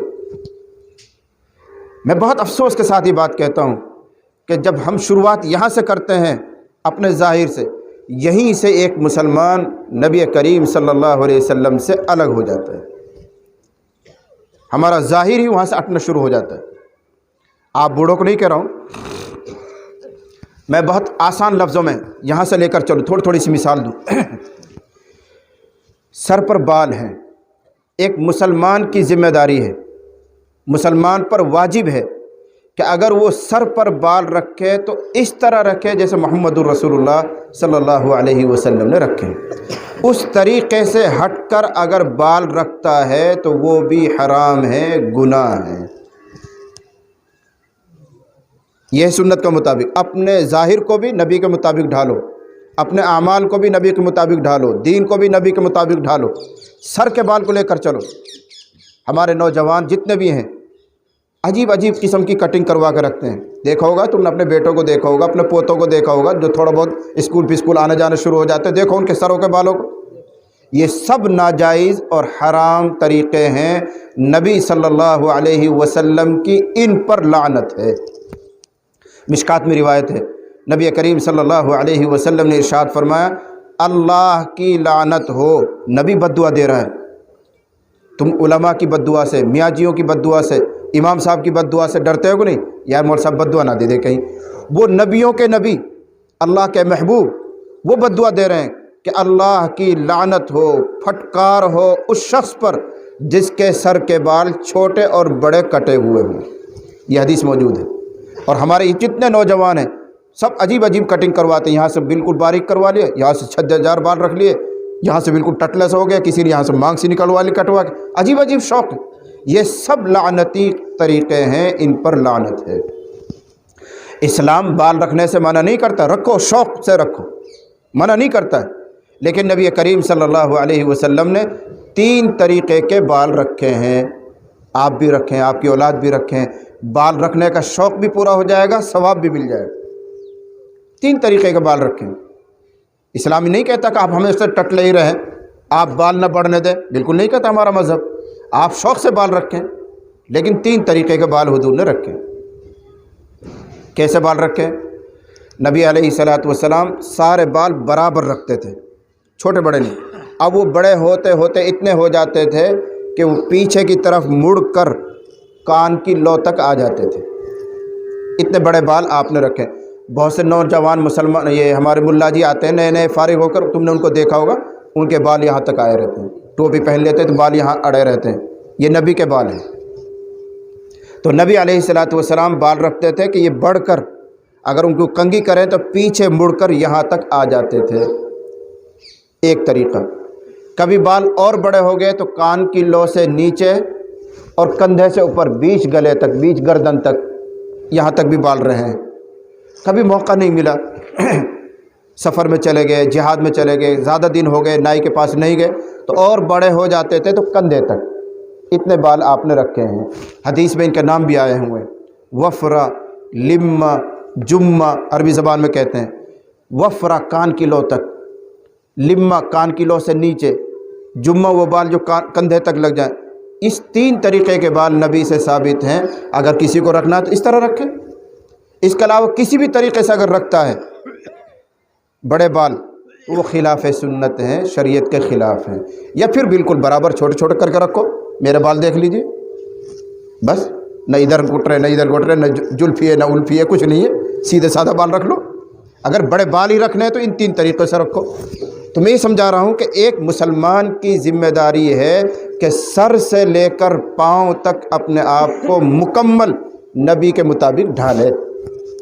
اس کے بعد آ جاؤ داڑھی پر. نبی علیہ الصلاۃ والسلام نے ہمیشہ داڑھی رکھی ہے، کبھی آپ کی داڑھی 1 مٹھی سے کم نہیں ہوئی ہے. اب کتنے مسلمان ہیں اس مجمع میں بھی ہوں گے ایسے کچھ جن کی داڑھیوں پر اس طرح پھرا ہوا ہے یا کینچی چلی ہوئی ہے، نبی کے چہرے سے ان کا چہرہ نہیں ملتا ہے. سراسر گناہ ہے. داڑھی رکھنا واجب ہے، اسلام میں واجب ہے. جان بوجھ کر قطروانا، کٹوانا، صاف کر دینا حرام ہے. اور جو کٹواتا ہے جان بوجھ کے ہی تو کٹواتا ہے، کوئی غلطی سے تھوڑی کٹواتا ہے. جان بوجھ کر داڑھی چھوٹی کرنا، 1 مٹھی سے کم کرنا، یہ حرام ہے. رکھنا واجب ہے. کرتے پاجامے پہ آ جاؤ، ناخون پر آ جاؤ، ہر چیز میں نبی علیہ الصلاۃ والسلام کا حلیہ اور سیرت آپ کو ملے گی. اب مسلمان کا فرض ہے کہ وہ اپنے آپ کو نبی کے مطابق ڈھالے. اس لیے حضور بھیجے گئے. نبی کریم صلی اللہ علیہ وسلم نے ایک آخری بات سنائی فیصلہ کن. کس پر چل رہے ہیں وہ یاد رکھنا. نمبر 2 کی سیڑھی جنت میں جانے کی. پہلی سیڑھی حلال کھانے کا اہتمام، نمبر 2 سنت کے مطابق عمل کرنا. نبی علیہ الصلاۃ والسلام نے آخری فیصلہ کن بات سنائی. ارشاد فرمایا کل امتی یدخلون الجنت الا من ابا. کل امتی یدخلون الجنت الا من ابا. ارشاد فرما رہے ہیں میری پوری امت جنت میں جائے گی. اور نبی کی امت کون ہے؟ مسلمان بھی، سکھ بھی، عیسائی بھی، یہودی بھی، نصرانی بھی، مشرک بھی، یہ سب حضور کی امت ہے. جو اب اس زمانے میں انسان پائے جا رہے ہیں، امت کی 2 قسم کرتے ہیں علماء، تو یہ سب حضور کی امت ہے. حضور فرما رہے ہیں میری پوری امت جنت میں جائے گی مگر جو جانے سے انکار کرے وہ رہ جائے گا. جو جانے سے انکار کرے اس کو اللہ زبردستی جنت میں دھکا نہیں مارے گا، جو جانے سے انکار کرے. اب سوال یہ ہے کہ انکار کون کرتا ہے؟ شرابی، کبابی، جواری، سٹا لگانے والا، کوئی بھی ہو، سب یہ چاہتے ہیں کہ جنت ملے. ہر کوئی چاہتا ہے کہ مجھے جنت ملے، تو انکار تو کوئی بھی نہیں کر رہا.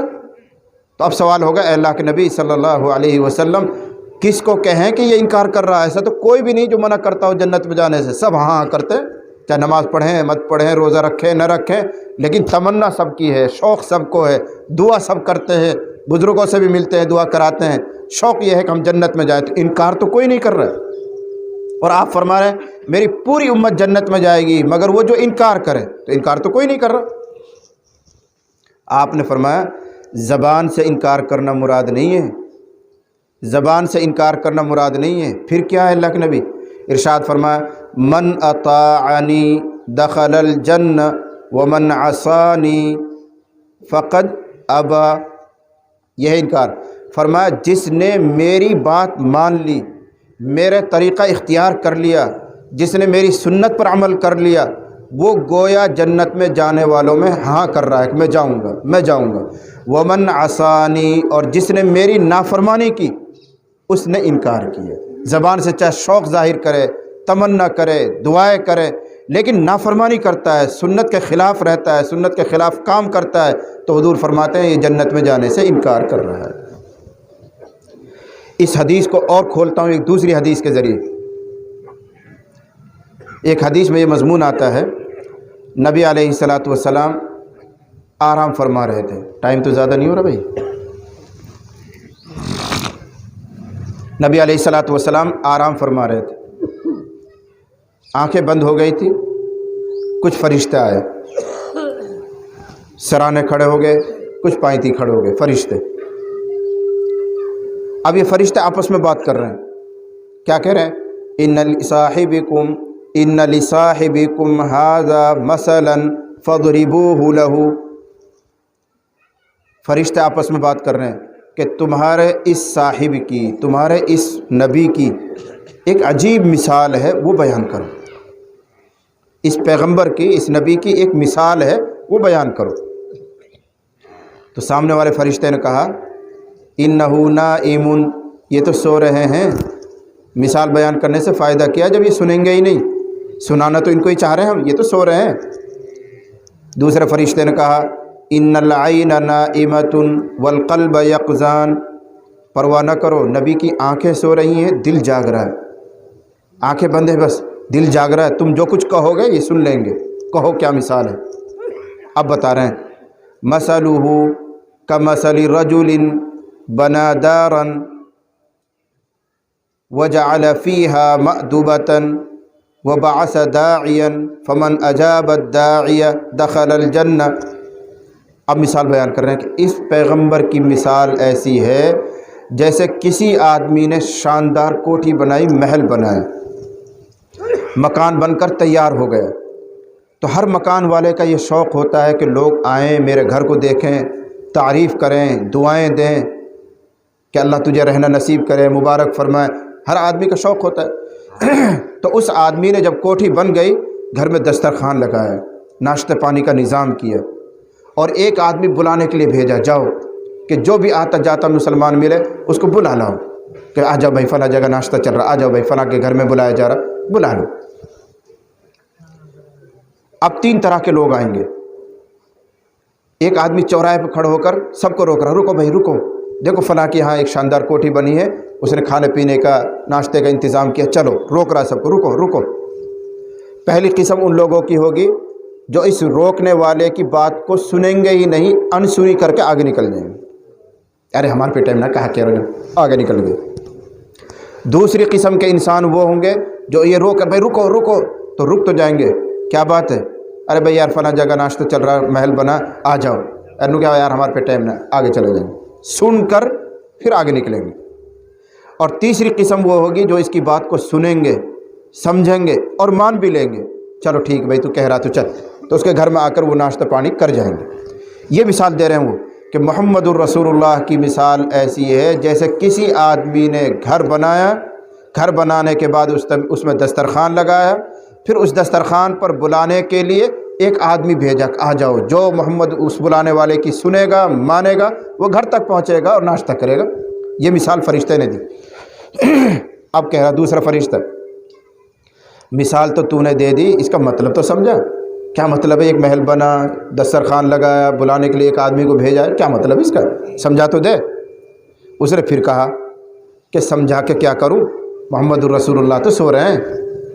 اس نے کہا پرواہ نہ کرو، صرف آنکھیں سو رہی ہیں، دل جاگ رہا ہے، تم کہو، تم نے جو کچھ کہا تھا وہ بھی سن لیا، اب جو تم مطلب بیان کرو گے اس کو بھی سمجھ جائیں گے، کہو تم۔ اب اس نے کہا کہ اس مثال کا مطلب یہ ہے کہ اللہ تعالیٰ نے ایک شاندار محل بنایا ہے جس کو جنت کہتے ہیں، اور پھر اس میں نہ جانے کتنی نعمتیں کھانے پینے کی، مزہ لینے کی اللہ نے اس میں رکھی ہیں، ان نعمتوں کی طرف، اس دسترخوان کی طرف اللہ نے بلانے کے لیے محمد کو بھیجا ہے دنیا میں۔ دنیا کے چوراہے پر کھڑے ہو کر محمد الرسول اللہ آواز لگا رہے ہیں، بس جو محمد کی سنے گا، مانے گا، وہ اللہ کے مہمان خانے میں پہنچے گا۔ جو سنتا ہی نہیں ہے یا سن کر انسنی کر کر آگے بڑھ جاتا ہے، وہ اللہ کے دسترخوان پر نہیں پہنچے گا۔ محمد الرسول اللہ بھیجے ہوئے ہیں اللہ کی طرف سے بلانے کے لیے۔ یہ فیصلہ کن بات حضور نے سنائی، یعنی حضور کہہ رہے ہیں میری شان، میری حیثیت اس طرح ہے جیسے چوراہے پہ بلانے والا ایک آدمی بلاتا ہے کھانے کی طرف، اب جو نہ سنے وہ بھی نہیں پہنچے گا یہاں، جو سن لے لیکن آگے چلے وہ بھی نہیں پہنچے گا یہاں، جو اس بلانے والے کی سن لے، مان لے، وہ دسترخوان پر آئے گا۔ بس آج کا مسلمان وہ ہے جو سن تو لیتا ہے ٹھہر کر، لیکن مڑتا نہیں، سیدھا چلا جاتا ہے۔ تمہیں علماء سنا رہے ہیں، دعوت و تبلیغ والے سنا رہے ہیں، بڑے بڑے جلسے کر کے تمہیں روکا گیا، رکو رکو، نبی کی بات سنو، رکو رکو، رک گئے آپ لوگ، لیکن ادھر سے سنا، ادھر گئے، واپس نہیں آئے جدھر تمہیں بلایا گیا، تو اللہ کی قسم خطرہ ہے کہ اللہ کے دسترخوان تک نہیں پہنچ پائیں گے۔ اللہ کے دسترخوان پر، اللہ کی جنت میں وہی پہنچیں گے جو محمد الرسول اللہ کی سنیں اور مانیں، اور مان کر پھر وہ اللہ کی جنت کے مستحق بنتے۔ تو میں سیڑھیاں گنوا رہا ہوں، دھیان کر لینا، بات اسی پر ختم ہو جائے گی انشاءاللہ۔ تو جنت میں جانے کی 3 سیڑھیاں، من اکل طیبا، جس آدمی نے حلال کھایا ہو، نمبر 1۔ نمبر 2، وعمل فی سنت، پوری زندگی سنت کے مطابق کام کیا ہو، کھانا پینا سونا جاگنا عبادت شادی بیاہ یہ سب سنت کے مطابق کرتا ہو۔ اور نمبر 3، یہاں بھی ہم ٹھوکر کھا جاتے ہیں، وَأَمِنَ النَّاسُ بَوَائِقَهُ، وَأَمِنَ النَّاسُ بَوَائِقَهُ، اس طرح زندگی گزارے کہ کسی انسان کو اس سے تکلیف نہ پہنچے۔ یہ تیسری سیڑھی، اس طرح رہے گاؤں میں بستی میں علاقے میں، پڑوسیوں کو، گھر کے لوگوں کو، چھوٹوں کو بڑوں کو، ماں اور بہن کو، ماں باپ کو، اولاد کو، کسی کو تم سے کوئی تکلیف نہ پہنچے۔ یہ جنت میں جانے کی تیسری سیڑھی۔ اگر آپ حلال کھاتے ہیں، سنت کے مطابق عمل کرتے ہیں، لباس بھی سنت کے مطابق، کھانا پینا بھی سنت کے مطابق، عبادت بھی بہت کچھ سب کچھ ہے، ہر طرح سے دیندار ہیں، یوں کہہ لو کہ جنت کی 2 سیڑھی آپ چڑھ چکے ہیں، حلال والی اور سنت والی 2 سیڑھی چڑھ چکے ہیں۔ لیکن اگر خدا نہ خواستہ لوگ آپ سے تکلیف پائے ہوئے ہیں تو آپ ایسے پھسلیں گے کہ اوپر سے نیچے، پھر نیچے سیڑھے پہ آگے پڑیں گے، ایسے پھسلیں گے اوپر سے نیچے نیچے آئیں گے، کہیں رکیں گے بھی نہیں، کامیابی کے قریب پہنچ کر نیچے آ جائیں گے۔ ایک حدیث سناؤں تاکہ اندازہ ہو جائے۔ نبی کریم صلی اللہ علیہ وسلم بیٹھے ہوئے تھے، صحابہ تشریف لا رہے ہیں، جمع ہوتے جا رہے ہیں، تو آپ نے کہا واللہ لا یؤمن، واللہ لا یؤمن، واللہ لا یؤمن، اللہ کی قسم وہ مومن نہیں، اللہ کی قسم وہ ایمان والا نہیں، اللہ کی قسم اس کے پاس ایمان نہیں۔ 3 مرتبہ فرمایا اور قسم کھا کے فرمایا۔ اگر نبی قسم بھی نہ کھائیں تو بھی نبی کی بات تو بہت اونچی، اللہ کی بات ہے، لیکن اہمیت بتانے کے لیے 3 مرتبہ قسم کھائی، واللہ لا یؤمن، واللہ لا یؤمن، واللہ لا یؤمن، اللہ کی قسم مؤمن نہیں، اللہ کی قسم مؤمن نہیں، اللہ کی قسم ایمان والا نہیں۔ صحابہ گھبرا گئے، کہنے لگے من یا رسول اللہ، اے اللہ کے نبی کون؟ کوئی سکھ، کوئی عیسائی، کوئی یہودی، کوئی مشرک، کوئی منافق، کس کے لیے کہہ رہے ہیں آپ؟ کون اللہ کے نبی، کون مومن نہیں؟ آپ سنو، الذی لا یأمن جارہ بوائقہ، فرمایا وہ آدمی جو حاجی صاحب بھی ہو، حافظ جی صاحب بھی ہو، مولانا صاحب بھی ہو، بہت کچھ صاحب بھی ہو، لیکن اس کا پڑوسی اس سے پریشان رہتا ہو، اللہ کی قسم ابھی تو وہ مومن بھی نہیں، چاہے اپنے من میں حاجی بن رہا ہو، چاہے اپنے من میں وہ مولانا صاحب بن رہا ہو، چاہے وہ اپنے من میں حضرت جی صاحب بن رہا ہو، اگر اس کا پڑوسی اس سے پریشان رہتا ہے اللہ کی قسم مومن نہیں، یوں حضور نے فرمایا۔ تو اس طرح رہنا ہے کہ اللہ کی مخلوق کو، انسان نہیں کہہ رہا ہوں، اللہ کی مخلوق کو ہماری ذات سے کوئی تکلیف نہ پہنچے۔ مخلوق جن جانوروں کو ہم پالتے ہیں ان کا بھی حق ہے، ان کو بھی تکلیف نہ پہنچے، ان کو ناجائز لاٹھیوں سے نہ ماریں، وقت پر ان کو پانی، وقت پر ان کو چارہ دینا، سردی کے موسم پر ان کی سردی کا خیال کرنا، یہ بھی واجب۔ اللہ کی کسی مخلوق کو ہم سے تکلیف نہ پہنچے۔ ہم سے تو ہمارے ماں باپ ہی خوش نہیں ہیں، ہم سے تو ہمارے بھائی راضی نہیں ہیں، ہم سے تو ہماری بہنیں ناراض ہیں، ہم نے ان کو حصہ نہیں دیا ہے، ہم سے تو اڑوسی پڑوسی دکھ پائے ہوئے ہیں۔ اللہ کی قسم ساری دینداریوں کے باوجود، جنت کی 2 سیڑھیاں چڑھنے کے باوجود بھی خطرہ ہے کہ اوپر سے پھسلو گے نیچے آ کے گرو گے۔ کبھی کبھی آدمی گھر کی سیڑھیاں چڑھتا ہے، اوپر سے پھسلتا ہے تو ڈائریکٹ نیچے آتا ہے، تو ایسے ہی پھسلے گا وہ آدمی جس سے کوئی بھی پریشان ہوتا ہے، تکلیف پایا ہوا ہوتا ہے۔ الذی لا یأمن جارہ بوائقہ، پڑوسی عام ہیں، چاہے پڑوسی تمہارا رشتہ دار ہو، چاہے پڑوسی مسلمان ہو، چاہے پڑوسی غیر مسلمان ہو، ہندو بھائی ہوں، ان سب کا حق ادا کرنا اسلام میں واجب ہے، کسی کو ہماری ذات سے تکلیف نہیں ہونی چاہیے، یہ معیار ہے۔ آپ نے ارشاد فرمایا لا یؤمن احدکم حتی یحب لاخیہ ما یحب لنفسہ، بہت اعلیٰ درجے کی روایت، بخاری مسلم کی اعلیٰ درجے کی۔ ارشاد فرمایا تم میں سے کوئی آدمی اس وقت تک مومن نہیں ہوگا جب تک وہ اپنے بھائی کے لیے وہی پسند نہ کرے جو اپنے لیے پسند کرتا ہے۔ ہم اپنے لیے عزت پسند کرتے ہیں، دوسروں کو عزت دو۔ ہم اپنے لیے امن پسند کرتے ہیں، دوسروں کو امن دو۔ ہم اپنے لیے آرام پسند کرتے ہیں، دوسروں کو آرام پہنچاؤ۔ ہم اپنے لیے پسند کرتے ہیں کوئی ہماری غیبت نہ کرے، تم دوسروں کی غیبت نہ کرو۔ تم اپنے لیے پسند کرتے ہو کہ ہم خوشحال رہیں، ہماری روزی آمدنی بڑھ جائے، تو دوسری کی روزی اور آمدنی کو بڑھتے ہوئے دیکھ کر حسد کیوں کرتے ہو؟ یہ معیار ہے کہ جب تک تم ایسے کشادہ دل نہیں بنو گے، اتنا چوڑا دل نہیں رکھو گے کہ سب کو برداشت کرو، اس وقت تک تم مومن نہیں ہو۔ لا یؤمن احدکم حتی یحب لاخیہ ما یحب لنفسہ۔ یہ وہ 3 سیڑھیاں ہیں جو نبی نے ارشاد فرمائی۔ جب یہ 3 سیڑھی پوری ہو گئی کہ ہماری روزی حلال ہو جائے، ہماری ساری نماز، روزے، زکوٰۃ، حج وغیرہ جتنی عبادتیں وہ سب سنت کے مطابق ہو جائیں، اور نمبر 3 سب لوگ ہماری طرف سے مأمون اور مطمئن ہو جائیں، نبی نے گارنٹی دی دخل الجنہ، کہ وہ آدمی جنت میں داخل ہو گیا۔ کوئی مشکل نہیں، کوئی مشکل نہیں، صرف 3 سیڑھیاں ہیں، صرف 3 سیڑھیاں ہیں، ان کا اہتمام کرنا ہے۔ لیکن میں نے پہلے بھی کہا، پھر کہہ رہا ہوں کہ ہم لوگ تو پہلی سیڑھی پر پھسلے ہوئے ہیں۔ ہم سب کے گھروں میں ناجائز آمدنی ہو رہی ہے۔ ہمارے بچے، ہمارے پوتے کہاں سے کما کے لا رہے ہیں، کیا کما کے لا رہے ہیں، ہم سب کو معلوم ہے، لیکن بوڑھا کبھی کچھ کہتا نہیں، یہ بھی برابر کا گنہگار ہے۔ صرف تیرے تہجد گزار ہونے سے تیری نجات نہیں ہوگی۔ یا ایھا الذین آمنوا قوا انفسکم واہلیکم نارا، اے ایمان والو خود اپنے کو بھی جہنم سے بچاؤ اور اپنے گھر کے لوگوں کو بھی بچاؤ۔ یعنی اگر تم خود دیندار ہو، نمازی ہو، پابند ہو، تو اپنی اولاد کو، بیٹوں کو، بیٹیوں کو، بچوں کو، بہو کو، ان سب کو بھی دیندار بنانا تمہاری ذمہ داری ہے۔ لیکن ہم اپنی ذات تک تو دیندار ہو سکتے ہیں، لیکن اپنی اولاد کے بارے میں، بیٹیوں کے بارے میں، اپنی بیویوں کے بارے میں، گھر کے لوگوں کے بارے میں ہم فکر مند نہیں ہیں۔ ہم اپنی بیویوں کو دیکھتے ہیں بے پردہ رہتی ہیں، ہم دیکھتے ہیں کہ ان کا لباس غیر شرعی ہے، ہماری پیشانی پر بل تک نہیں آتی۔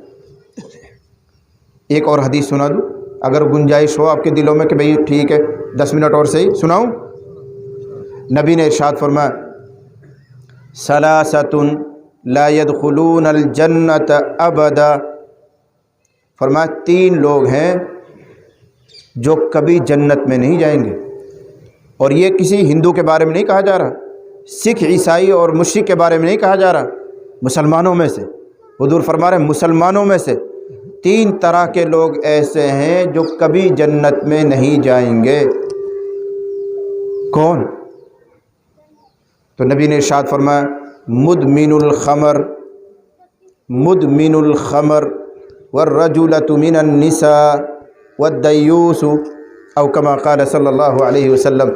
ارشاد فرمایا نمبر 1 شراب کا عادی، شراب پینے والا، خدا نہ خواستہ بغیر توبہ کے شراب پیتے پیتے دنیا سے چلا گیا، نبی نے ارشاد فرمایا مسلمان ہونے کے باوجود جنت میں نہیں جائے گا۔ آج ہمارے نوجوان بچے، بلکہ بچیاں، کہنے دو مجھے، بچیاں شراب پی رہی، بوتل پی رہی، شیشی پی رہی، ہو رہے سب کام ہو رہے ہیں، اور آپ کو معلوم ہے، آپ کو پتہ نہیں کہ آپ کے بچے کیا کر رہے ہیں، یہ رات کو دیر تک کہاں رہتے ہیں، کون کرے گا ان کی فکر؟ آپ کو ہی کرنا ہے۔ اگر آپ ان کی فکر کی وجہ سے جاگتے ہیں اور ان کو لا کر اپنے گھر میں اپنے نگرانی میں سلاتے ہیں تو اللہ کی قسم تہجد سے زیادہ ثواب ہے۔ بس تم تو پھٹکار کے سو گئے، صبح 3 بجے کھڑے ہو کے اللہ اللہ کر لی بیٹھ کے، کیا ہو رہا ہے؟ آپ پر فرض تھا آپ کی اولاد کی نگرانی، یہ رات کو کہاں رہتے ہیں؟ انہوں نے 5 نمازیں جماعت کے ساتھ پڑھی ہے کہ نہیں پڑھی ہیں؟ ان کو ڈھونڈ کر لانا، نماز پڑھوانا، پھر اپنی نگرانی میں آرام کروانا، پھر چوکسی رکھنا کہ جاگ تو نہیں رہے، موبائل پہ تو بات نہیں کرتی ہیں لڑکیاں، کہیں اور تو نہیں ہے، ان سب کی نگرانی پر اللہ کی قسم آپ کو تہجد سے زیادہ ثواب ملے گا۔ وہ فرض ہے آپ کے ذمہ، تہجد فرض نہیں ہے۔ سن لینا مسئلے کو، تہجد پڑھنا فرض نہیں ہے، مستحب ہے، پڑھو بہت اچھی بات، نہ پڑھو تو اللہ کی یہاں تمہاری کوئی پکڑ نہیں ہوگی۔ زندگی بھر اگر کسی نے ایک بھی تہجد نہیں پڑھی، اللہ اس سے سوال نہیں کرے گا تہجد کیوں نہیں پڑھی تھی۔ ہاں اگر تم نے اپنے اولاد کے بارے میں، اپنے چھوٹوں کے بارے میں فکر نہیں کی، ان کی نگرانی نہیں کی، تو اللہ ضرور پوچھے گا ان کی دیکھ بھال کیوں نہیں کی، ان کی تربیت کیوں نہیں کی، ان کو حلال کیوں نہیں کھلایا، ان کو نماز کیوں نہیں پڑھوائی، ان کو دین کیوں نہیں سکھایا، یہ ضرور سوال ہوگا۔ اسی لیے حضور فرما رہے کہ 3 قسم کے لوگ ہیں مسلمان ہونے کے باوجود کبھی جنت میں نہیں جائیں گے۔ نمبر 1 मुदमिनुल खमर, शराब पीने वाला। नंबर 2 अर्रजुलतु मिनन निसा, लफ्ज़ी तर्जमा इसका ये है, वो औरतें, हमारी माएँ और बहनें बैठी होंगी, वो औरतें जो अपनी आदत से, बोल चाल से, लिबास से, कामकाज के तरीक़ों से मर्द बनना चाहती हैं, वो भी जन्नत का मुंह नहीं देखेंगी। अभी नहीं समझे होंगे आप इसको, मर्द बनने का क्या मतलब। यानी इस्लाम ये चाहता है कि औरत औरत बनकर रहे, मर्दों की मुशाबहत, मर्दों की चाल ढाल, मर्दों का सा तौर तरीक़ औरतों को इख्तियार करना जायज़ नहीं है।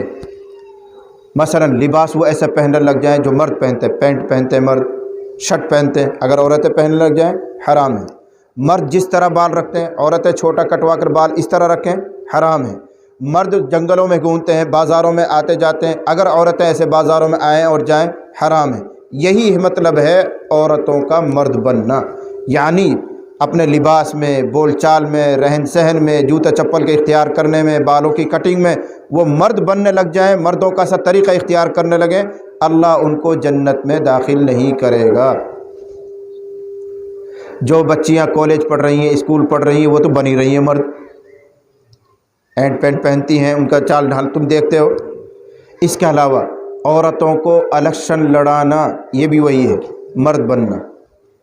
औरतों के लिए इलेक्शन है ही नहीं इस्लाम में, औरतों के लिए इलेक्शन नहीं है। अगर इलेक्शन होता तो हज़रत आयशा लड़ती, हज़रत फ़ातिमा को आप जिता देते, हज़रत फ़ातिमा को आप कमांडर बना देते किसी मौके जिहाद में। उनके लिए नहीं है। तुम्हारे ऊपर ये हुकूमत इतनी मेहरबान क्यों हो गई है कि औरतों के नाम से टिकट निकालती है? असल वो तुम्हारी औरतों को बाहर करना चाहती है, इस्लाम से बाहर निकालना चाहती है, उनको दोज़ख का ईंधन बनाना चाहती है। और बड़े खुश हैं साहब, हमारी घरवाली नू होगी और वो जीत गए, मेरे बन गई, फला बन गई। ये सब हराम है, क़यामत की निशानियों में से हैं। अल्लाह के नबी इरशाद फरमा रहा है कि वो जन्नत में नहीं जाएगा। आखिरी चीज़ सुनानी थी मुझे, तीसरी चीज़ नबी ने इरशाद फरमाया, तीसरा वो जो मुसलमान तो है लेकिन जन्नत में नहीं जाएगा, वो दय्यूस है। दय्यूस कौन होता है? दय्यूस जो अपने घर की औरतों में बेशर्मी की बात देखे और बर्दाश्त कर ले, बेशर्मी की बात देखे और बर्दाश्त कर ले, वो दय्यूस। वो देखता है कि उसके घर की औरतों का चाक, कपड़ों का चाक ऊंचा है, कोच नज़र आ रही, वो देखता है कि उनके गले लंबे हैं, सीने नज़र आ रहे हैं, वो देखता है कि उनकी बीवी, उसकी बेटी, उसकी बहन का कपड़ा बारीक है, बदन झलकता है, वो देखता है कि उसकी बहन, उसकी बेटी, उसकी बहू गैर मर्द से बात करती है, वो देखता है कि वो बेपर्दा घूमती हैं, इधर उधर आँख मटकाती हैं। अल्लाह की कसम, अगर ये मर्द बर्दाश्त करता है, कभी कुछ नहीं कहता, ये दय्यूस है। हाजी साहब दीनदार होने के बावजूद जन्नत में नहीं जाएगा। ये नबी कह रहे हैं, मैं नहीं कह रहा। अद-दय्यूस, मुझे कहने दीजिए, हम सब इस सिफत के मुर्तकिब हैं, हम सब दय्यूस हैं। हमें मालूम है हमारे घरों में औरतों का लिबास कैसा है, हमें मालूम है कि उनका चाल ढलन कैसा है, लेकिन बर्दाश्त करते हैं, मजबूरी है, हम कह ही नहीं सकते कुछ, इतना दम हम में नहीं रहा। पूरे दिन तो हम फोकट बाहर घूमते रहते हैं, सारी मेहनत मजदूरी बेचारी औरतें करती हैं, तो किस मुंह से कहें आके? अगर हम खुद अपनी कुव्वत बाजू से कमा रहे होते, कह रहे होते, कमाते, तो हम कह देंगे अपने घर में तुम अंदर रहो, अब सारा काम तो वो करें, जंगल का काम भी वो करें, बाज़ार आना जाना भी वो करें, सौदा सलब भी वो लेकर आएँ। तुम तो पूरे दिन बाहर होटल पर बैठकर गीबतें करते हो, शाम का आते हो, पक पकाई तुम्हें मिल जाती है, किस मुँह से कहोगे? अगर सारा निज़ाम तुम संभालो, मेहनत करो, तो कह भी सकते हो औरतों से घर में रहा करो, तुम्हारी ज़रूरत नहीं, क्यों निकलती है बाहर? ये सारा बाहर का काम तुम्हारी जिम्मेदारी है। जब निकाह करते हो तो नान, नफ़क़ा, सुकना, ये तीन चीज़, नान, नफ़क़ा, सुकना, रोटी देना, उनका ख़र्चा देना, रहने के लिए मकान देना, ये शौहर के ज़िम्मे है, औरत के ज़िम्मे नहीं है कि वो अपनी रोटी के लिए खुद मेहनत करे, जंगल में जाए, फसल काटे, ये औरत के ज़िम्मे नहीं है। काटती है तो पर्दे के साथ करे। लेकिन हम दीनदार लोग भी सब उसी गुनाह में मुब्तला हैं। इसलिए बात को तवील न करके मैं कुरान की जो आयत पढ़ी उसका खुलासा और हदीस का खुलासा सुना देता हूँ। अल्लाह ने इरशाद फरमाया, ए ईमान वालो, जो कुछ पाकीज़ा चीज़ें हमने तुमको दी हैं उनमें से खाओ और अल्लाह का शुक्र अदा करो। अल्लाह का दीनदार बंदा बनने के लिए खाना पीना छोड़ने की ज़रूरत नहीं है, खा पी कर अल्लाह का शुक्र अदा करो। इन कुंतुम इय्याहु तअबुदून, अगर तुम अल्लाह की इबादत करते हो। अगर इबादत ही करना चाहते हो तो हलाल खाना भी इबादत है, حلال کھا کر شکر ادا کرنا بھی عبادت، اس کو اللہ کہہ رہے ہیں ان کنتم ایاہ تعبدون۔ اور حدیث میں نے آپ کو سنائی کہ جو حلال کھائے، سنت کے مطابق عمل کرے اور سارے انسانوں کو مطمئن رکھے، کسی کو تکلیف نہ پہنچائے، دخل الجنہ، تو وہ جنت کی 3 سیڑھیاں پوری کر چکا، گویا جنت میں داخل ہو گیا۔ اللہ تعالیٰ مجھے بھی، آپ کو بھی، تمام سننے والوں کو، سننے والیوں کو عمل کی سعادت اور توفیق عطا فرمائے۔ وآخر دعوانا ان الحمد للہ رب العالمین۔